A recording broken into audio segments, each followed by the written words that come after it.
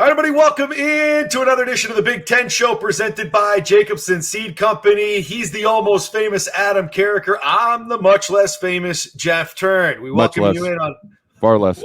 Hey, let me complete my intro, man. Check us out on iTunes, Spotify, YouTube, Sports Illustrated, and Bally's. We appreciate you hanging out with us as we get ready for another football season. Man, we are almost there. Adam, down the stretch we go. Football season's right around the corner, buddy. Dude, I'm pumped. It's my favorite time of the year. I love every season of the year for different reasons. I love to go skiing in the winter, love to take my kids skiing. In the spring, you just got the springtime coming. It's exciting. You're getting ready for summer. Then you got the frickin' summer. The kids are home all day, which, there's pluses and minuses to that. First day of school back today. Love you, miss you, see you at 3 p.m. today. All right, but when it comes to the fall, it's football season.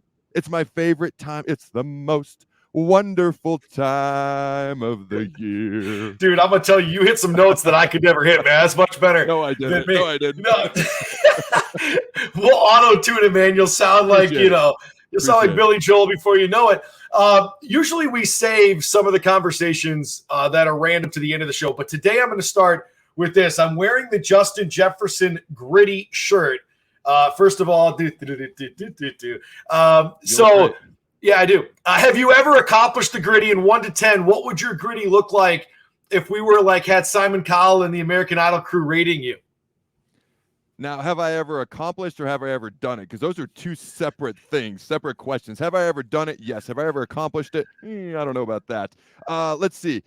AGT, America's Got Talent. I'd probably be getting 2 red X's and then 2 yeses, so it'd be a 50-50 split. On a scale of 1 to 10. Does that mean they drop you into a dungeon, or do you get to go on? I've never watched that show. No, you got to get 3 yeses out of 4, so I don't think I'd go through. What about you? Okay. I've done it a few times. I just try not to blow out my knee. Soccer practice and the kids and all of that. My son Beckham loves him some Justin Jefferson. Kind of waning on being a Vikings fan at this point. He's a smart 8-year-old, but he loves him some Justin Jefferson. So, did you throw the bones? Now listen, I'm gonna tell you this: if I ever hit a home run, or got a sack, or scored a touchdown, they would have to take a 10-minute TV timeout because that's how long I would be celebrating. Listen, if I hit a home run in Major League Baseball, I'd go streaking around the bases. I would be bat flipping things. I would be, if I scored a touchdown, I'd be dancing at the 50-yard line as they're trying to kick off, okay? There is no doubt I would over-celebrate. What was it like for you as someone that actually made it into the league? So you're not the act like you've been here before guy. That's not you, apparently. Not a chance. Act like you've never been there before. That's you. Okay. So my first sack ever at Nebraska. All right. I got up and I celebrated like what? Ton. Like what were you doing? Do you remember? Well, so the first thing I did was I crawled on the ground like I was army crawling. Okay. For some reason, I don't know. It just happened. And I did that for 5 yards. And then I jumped up and I was hooping and hollering. And then it was, we got him off the field on 3rd down. So I sprinted off the field. I get to the sideline, dude, I am huffing and I am puffing. And I'm like, I've got to make celebrations much simpler if I'm going to hopefully get more of those. And I'm going to be able to go back in and play after play after play. So throwing the bones was something that was, iconic at Nebraska, also very energy conserving. So it was perfect for me. That's good, man. I can tell you, though, if I got a sack, dude, I'd be doing the Allen, roping the calf. Dude, I love that celebration. That was I'd be doing the grave digger from back in the day. Neil Smith, I believe, was doing that. Yep, I'm doing all those, man. Whatever it was, that big dude with the Packers, whatever he was doing, I'm doing all of that back in the day. All right, so today we're going to split this up a little bit. We're going to get to a couple of expectation conversations, specifically Adam's former squad there, the Nebraska Cornhuskers, and I got a team that I've changed my mind on over the last few months from when the season ended to now. And we'll get to those in a minute. But our good friends at On3, on3.com, shout out to them. They do an amazing job covering college football. Came out with a list, and Jesse Simonton is the one that came out with this yesterday, actually. Top 10 players in the Big Ten in 2023. I'm not even going to read the rest of the headline because it'll give away who's number one. But let's go through these, Adam, 10 through 1. Throw in some other names as we go. I think, J.J. McCarthy is one that I think, according to Harbaugh, who played the position, great at college and in the NFL, and has had, a plethora of quarterbacks at Michigan, he believes he has taken another step. He was so comfortable a year ago and is going to have just a huge year. Drew Aller's another one that comes to mind. I think, there's probably about 5 or 6 others that you could go, yeah, they could be number 10 just off the top of your head. But we're going to go off of On3's list. We're going to tell you what they mean to the team, what they maybe individually are playing for, and then we'll sprinkle in some other names as well. But out of it, number 10, defensive back Will Johnson at Michigan. The first thing I thought of was, like, if they play another offense like TCU, whether that's the Big Ten or the college football playoff, this dude's going to have to step his game up to another level because they got lit up against the Horned Frogs. And then the Horned Frogs turn around and get lit up against Georgia. So you're like, damn, what would Michigan have done against that Georgia offense? But this dude is spectacular. As a freshman, lived up to that 5-star prospect hype. And he's just physically, I think, getting better too. But the first thing I thought of is, bro, you got to play some good defense, man, if you're going to be able to slow down some of those great wide receivers that you'll play throughout the season in the Big Ten. So it's interesting because you will text me topics and I will text you topics, but we never talk about what we think about them. Like, I never know what you're going to say. You never know what I'm going to say. And we do that on purpose. So a couple of things. Number one, if you can read my notes, I once got a C in handwriting. Can you see that name right there? Can you see that next to my finger? J.J. McCarthy. Yeah, as a guy who could potentially be on this list. You've already brought him up. And when you brought up defensive back Will Johnson from Michigan, phenomenal stud, young player, bright future NFL draft pick, probably a high pick. My first thought was, where the heck was he in the TCU game? Now, there's other guys on the field. It wasn't all on him. But you watch that TCU game where they threw for about 4,500 yards in the first quarter. It's like, holy crap. So this guy has to play well. His defensive back may have to play well if they're going to beat Ohio State again, because Ohio State has got a couple of pretty good receivers we're going to talk about here in a minute. And then a couple of years ago, Michigan got trounced by Georgia in the Orange Bowl in the college football playoff. Okay. Couldn't really stop Georgia's offense until Georgia just decided to put in backups because they were up so big. And a year ago, even though it was a great game, they couldn't stop TCU's offense. They've got to get better in the back end if Michigan wants to win the Big Ten again and actually beat somebody in the college football playoff. And this guy, Mr. Will Johnson, who is a stud, it starts with him. Yeah, he's at number 10. At number 9, specifically the team Adam and I have talked about a lot here on the Big Ten show over the last few months as a team that we believe, not named Michigan, not named Ohio State, that could potentially win the conference and do something in the college football playoff, that being Penn State. And Abdul Carter at linebacker, wearing number 11, that historic number for the Nittany Lions, is going to have to be a key cog in all of that defensively, slowing down some of those bruisers that you have to deal with from the running back position throughout the conference, and the guy that's going to have to cover. As we all know, screens and slip outs from tight ends have become really essential for a lot of offenses to exploit some of the defensive schemes that are out there. And Abdul Carter is a flat-out stud, man. Listen to these numbers. 10.5 tackles for loss. He is 6'3", 250 pounds, finishing with 56 stops, 6.5 sacks, 3 forced fumbles, and 4 PBUs a year ago. He can do it all. Big-time player for Penn State at number 9. Yeah, it's interesting because you talk about PBUs, you talk about sacks, you talk about tackles. That's versatility right there. And when you talk about 6.5 sacks and you just watch him on film and you watch the number that he's wearing, he kind of reminds me of a guy who's doing okay right now, with the Dallas Cowboys, Micah Parsons, a former Penn State alumni Pretty good himself. So I'm not saying that's who he is just yet. I'm saying that's who he makes me think of, and he's got a lot of potential. So this is a guy to absolutely keep your eye on. Now, it's interesting because there's more Penn State guys on this list, but 2 guys who I thought could have been on this list, but I understand why they aren't. They aren't because they're young. They don't have the cachet just yet, and they're going to be splitting reps at the running back position for Penn State. Okay, and that's Nicholas Singleton and Katron Allen. Those are 2 guys that by the end of this year could absolutely be potentially on this list. Super talented young players that showed a lot of people, a lot of America, what they could do last year versus Utah in the Rose Bowl as well. He's former defensive lineman Adam Carricker of the NFL fame. I am a guy that played a little defensive line myself back in junior football. I am Jeff Turn, hanging out on the Big Ten show. As you guys can find us, iTunes, Spotify, YouTube, Sports Illustrated, and on Bally's. Okay, Braylon Allen is at number 8 on this list, the Wisconsin running back. And just kind of like, from a team perspective, the first thing I thought of is we keep hearing that Luke Fickell's going to have this different offense at Wisconsin. So a guy that toted the rock 400 plus times and got 2,500 yards over the last 2 years. How much production is he going to have this year with this different offense, right? Phil Longo comes in. Things are going to be operating at a different level. is he going to have those kind of carries? Is he going to have that kind of production to land here at the end of the year? My answer would be no, but he's still going to put up some really good numbers, I think, for Wisconsin. And I think because of what he did, lands him on this list more so than maybe what he will do from a pure statistical standpoint this season. Yeah, you're wrong. He's going to be one of the top 10 players at the end of the year in the Big Ten.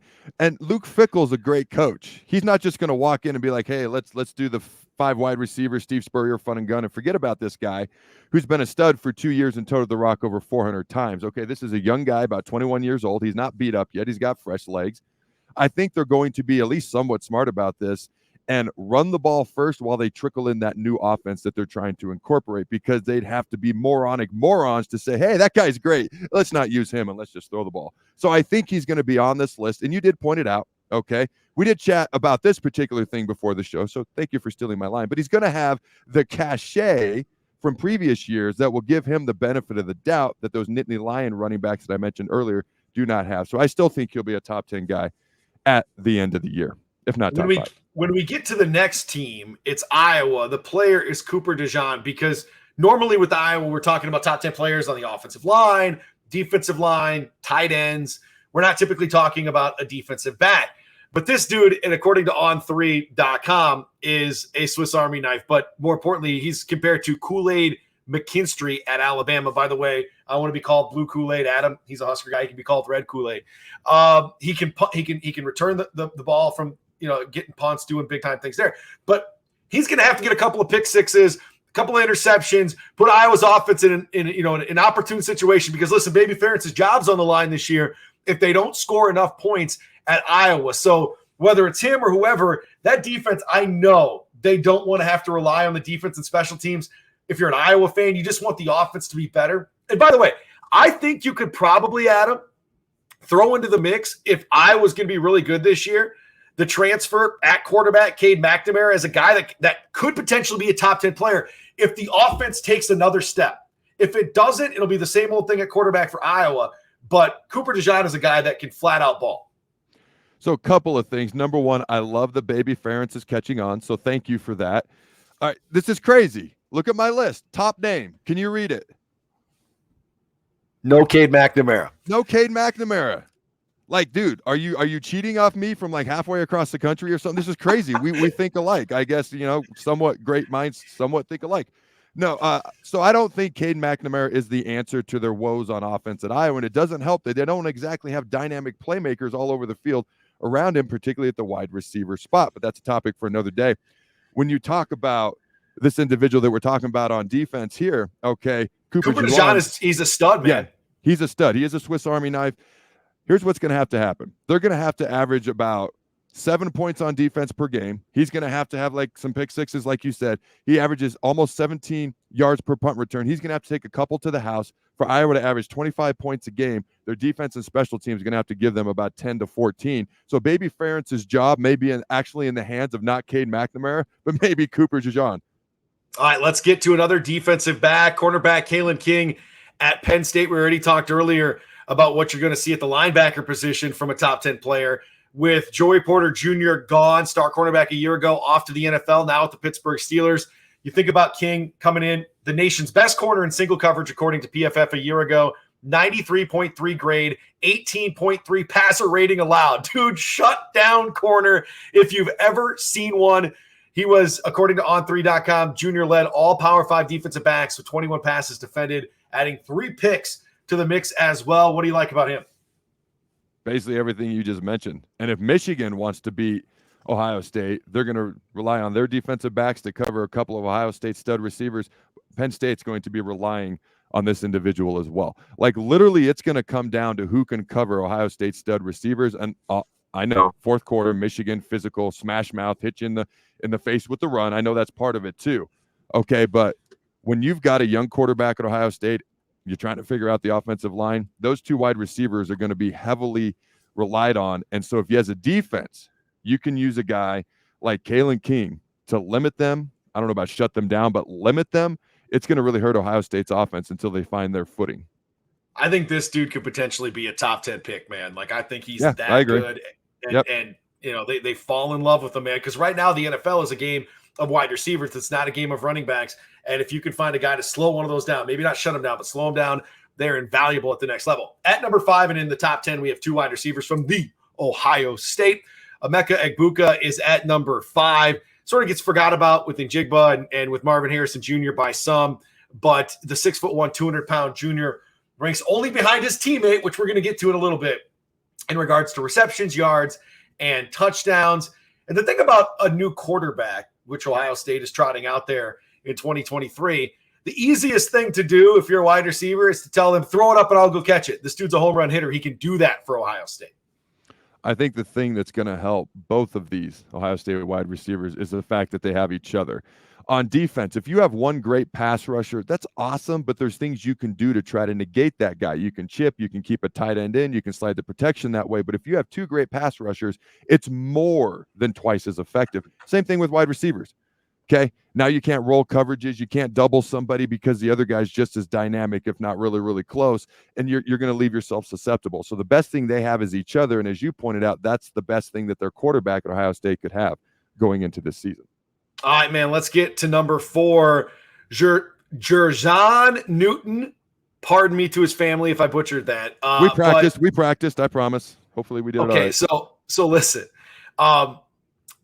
The anchor of the Fighting Illini's law firm defense. It's on 3's first sentence, man. I like it. Law firm, all right? You know, he may be one of the most underrated players, not only in the Big Ten, but the entire country, okay? Listen to this stat.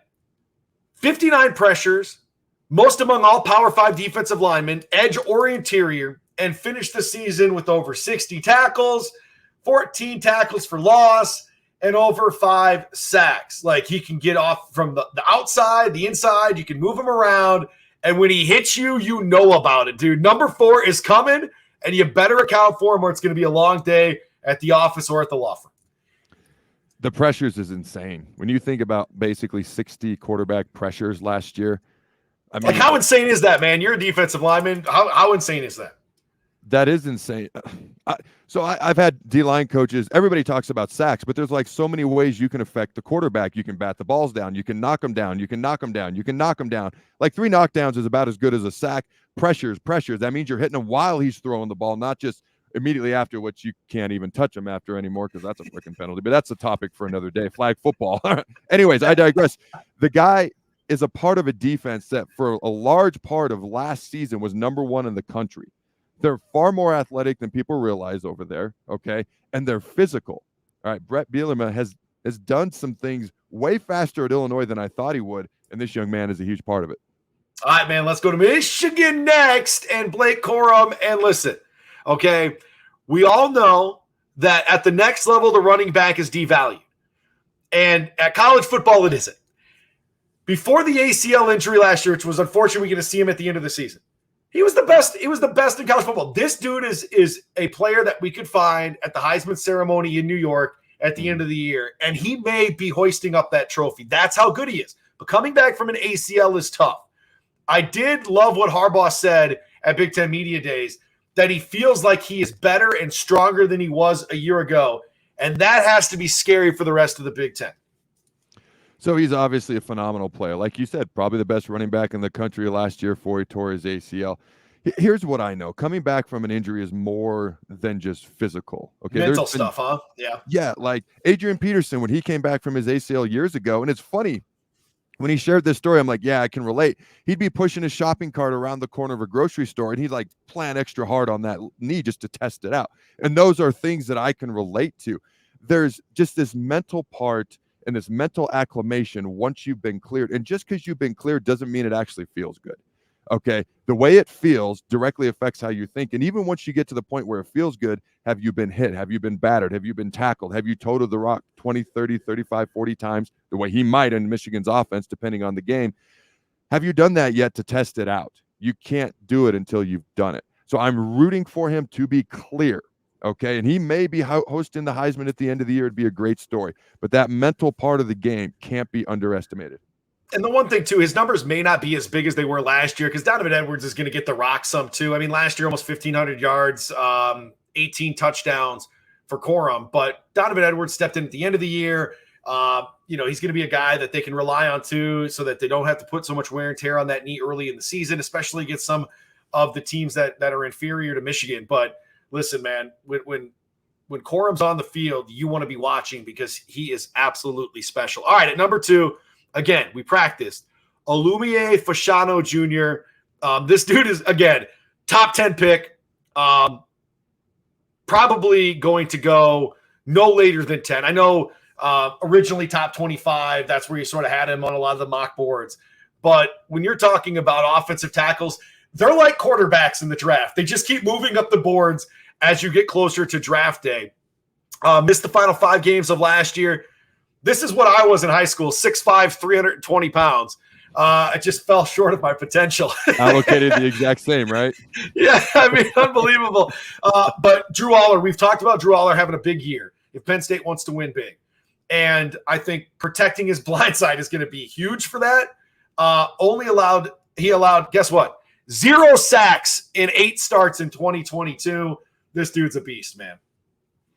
Yeah, we've talked about ways you can protect the quarterback by chipping and sliding protections against those really good outside pass rushers. The other thing you can do is just have a really good offensive tackle, and then you can instead put those guys out in routes, so you can do other things and give your quarterback more options to get him the ball.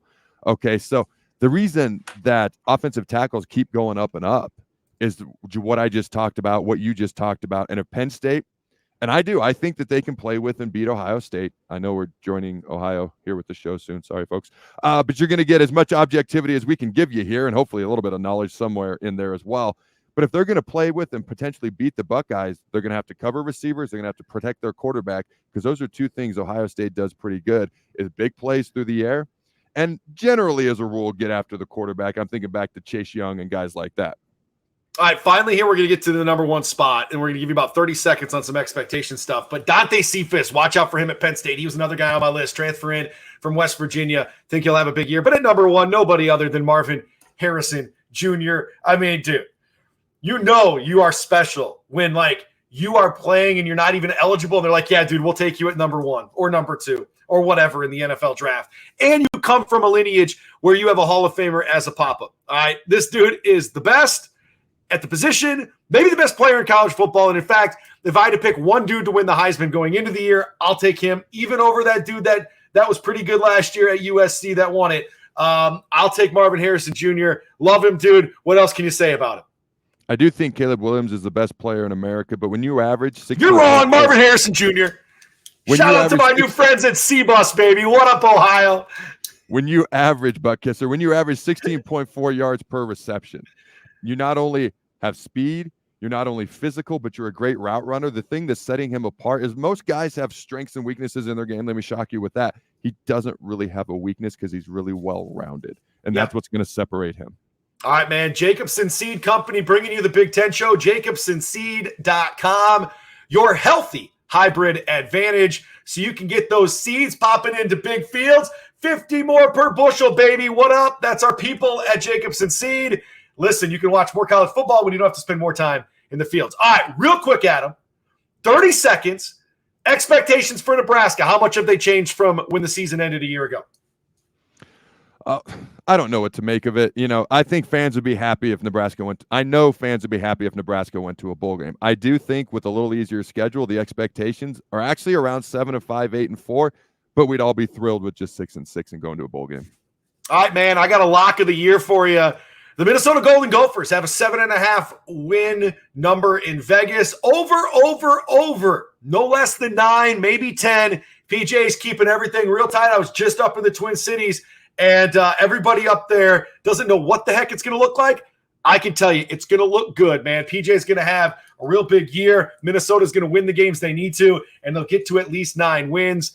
My expectations changed because I thought they'd only be at 6 or 7 when the season ended a year ago.